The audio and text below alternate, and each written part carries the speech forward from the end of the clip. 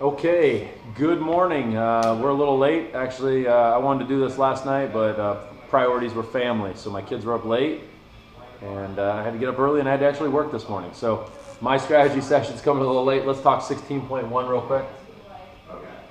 Personally, I like it. I think it's actually a pretty good workout. It's longer. It's 20 minutes. It makes you grind a little bit. And so if you've been training under our protocols for a while, this is just normal. This is something that you've been prepared for. We've taught you how to pace. A couple things that I think logistically as a gym owner could be a little challenging, but there's ways around it.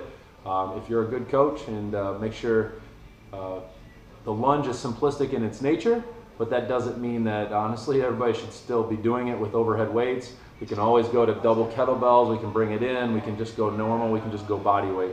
Really watch those forms, right?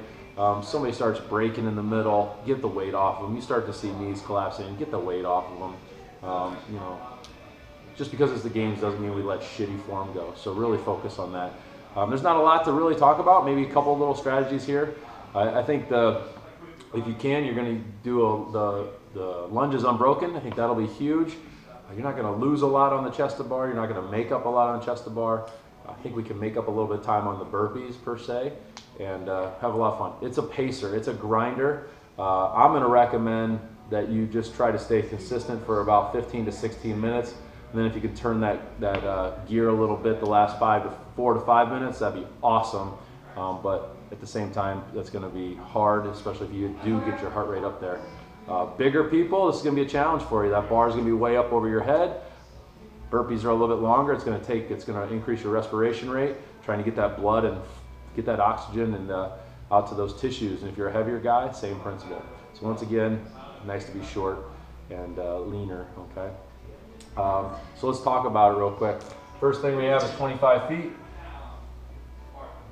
overhead walking lunges. Distance isn't a big thing.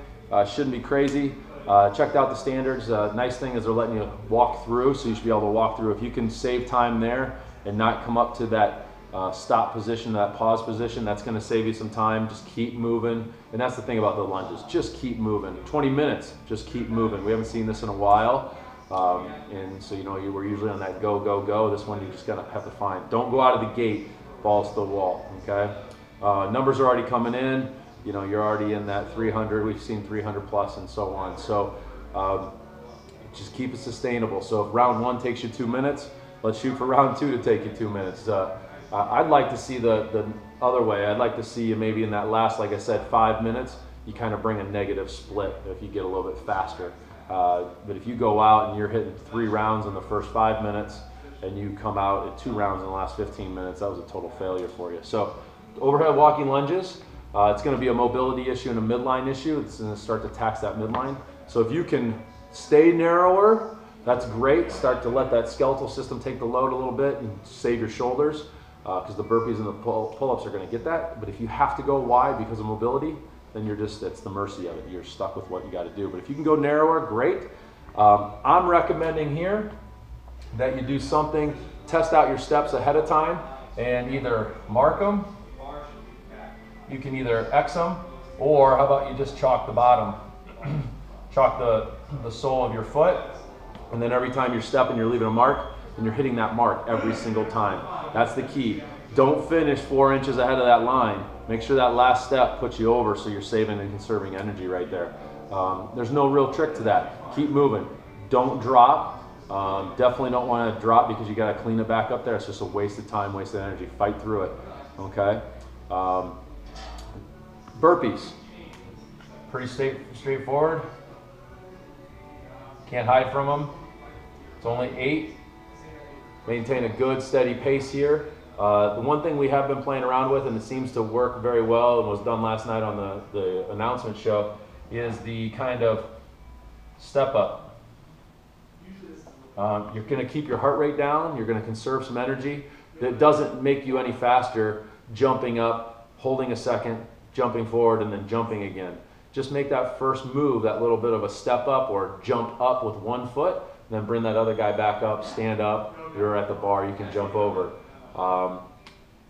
This is where you're going to catch a small break. You're taking that breath, and then you're back down.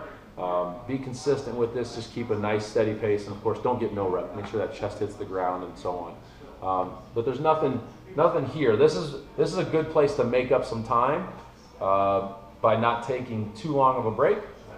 And then of course we walk back, just follow your chalk marks, keep it as simple as possible, steady, controlled breathing, okay? And then we get to the chest to bars.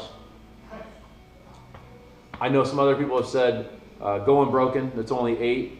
I don't disagree with that if you have them. If you know you can do 100 chest to bars and it's not a problem with you, knock yourselves out. But I'm also gonna say you may wanna break up sooner than you think.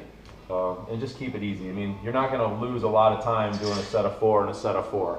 The biggest thing is if you come off of that chest to bar, don't drop off, walk out of the picture, bend over. Try to drop 1, 2, and then back up, and then just keep moving that way. Okay, keep this just a steady pace.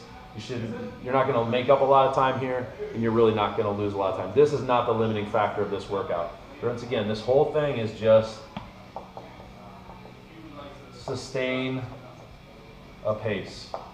That's it, okay? You know it's coming, you know it's gonna hurt a little bit.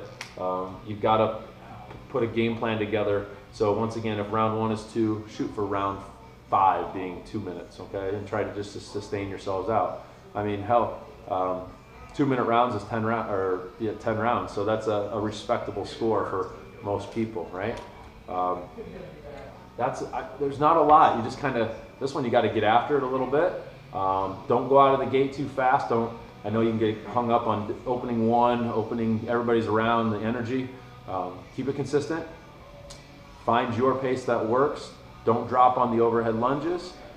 Break up the chest to bar, I think, sooner than you think you should. Because remember, your shoulders are going to be fried, and you still got to pull. You're pulling from anywhere from maybe 2 to 6 inches, depending on your length and the ability to get up to that bar. So conserve there. Your midline is going to be fried after this.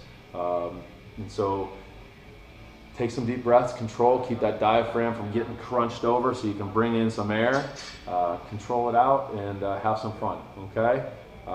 That's it, 16.1. I'm excited to see what the scores have. And everybody, good luck. And if you're a gym owner, once again, please, please, please scale these people down. The lunge seems simple, just like the burpee seems simple, but hell, if you don't have a push-up, the burpee can go to hell too. So don't just push people through and letting them overextend and get this crappy form just in the name of the games. Let's still be coaches and do a good job of making sure our people are healthy and all that. 16.1, stop back next week. Also, follow me tonight. I'm going to be posting about what's more important, fuel or recovery. I'd like to know your thoughts on that. It's posted on my Facebook right now, Toby Jurgen. And I'd like to know what you think. What's more important to you, fuel or recovery? Maybe both. Prioritize one or the other. And what do we have going for the next 5 weeks? Check back tonight, and we'll have a special offer also on Sunday. So once again, 16.1, have a great day from SPC. My name is Toby Jurgen. Good luck to all of you guys.